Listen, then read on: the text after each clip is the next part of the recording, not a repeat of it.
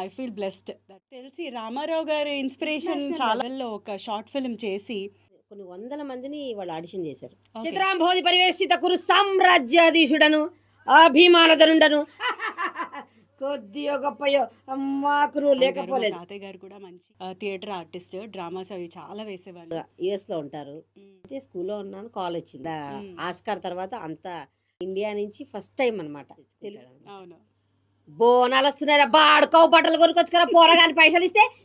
Hi, నేను మీ anchor Prithvi from USA. Welcome to my show. యూఎస్లో సన్డాన్స్ ఫిల్మ్ ఫెస్టివల్ అంటే చాలా పెద్ద విషయం. అంత పెద్ద ఇంటర్నేషనల్ ఫిల్మ్ ఫెస్టివల్లో దాదాపుగా ఎన్నో కంట్రీస్ నుంచి స్క్రీనింగ్ కోసం అప్లై చేస్తూ ఉంటారు.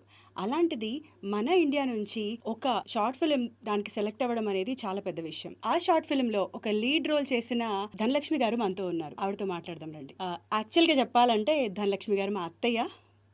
సో మా అత్తయ్యని నేను ఇలా ఇంటర్వ్యూ చేయడం నాకు చాలా హ్యాపీగా ఉంది. ఎలా ఉన్నావు అత్తయ్య? బాగున్నాను రా.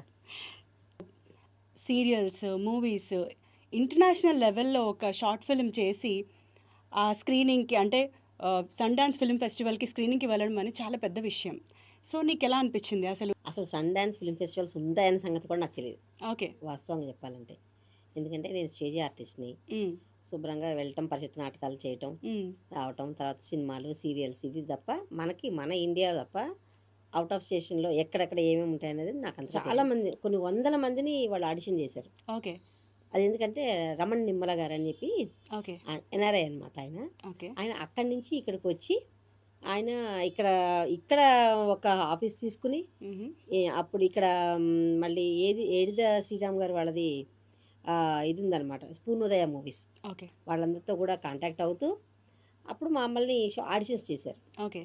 ఆడిషన్స్ నాకు ఒక దగ్గర నుంచి ఆడిషన్ వచ్చిందనమాట. సరే వెళ్ళాను, ఆడిషన్కి వెళ్ళాను. తను ఈవిడైతే మాకు కరెక్ట్ అని చెప్పేసి సెలెక్ట్ చేశారు. నేరేడుకుట్ట అని ఒక ప్రాంతం అనమాట, ఒక పల్లెటూరు. దాంట్లో ఈ షార్ట్ ఫిల్మ్ చేశారు. ఓకే. దీంట్లో పెద్ద క్యారెక్టర్స్ ఉండవు, ఇంపార్టెంట్ ఉన్నవి 2 క్యారెక్టర్లే ఉంటాయి. దాంట్లో లీడ్ క్యారెక్టర్ నాదనమాట. దాని పేరే ఒసై బాలమ్మ.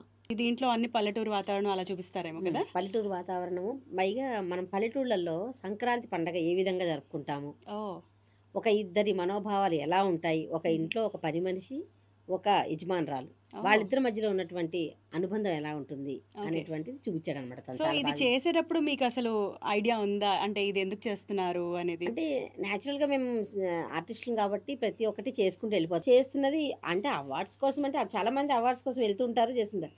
అలా అనుకున్నాను తప్ప ఇంత ఇదిగా అతను ఈ సన్ డాన్స్ ఫిల్మ్ ఫెస్టివల్స్కి తీసుకెళ్తున్నాడు అన్న సంగతి నాకు తెలియదు.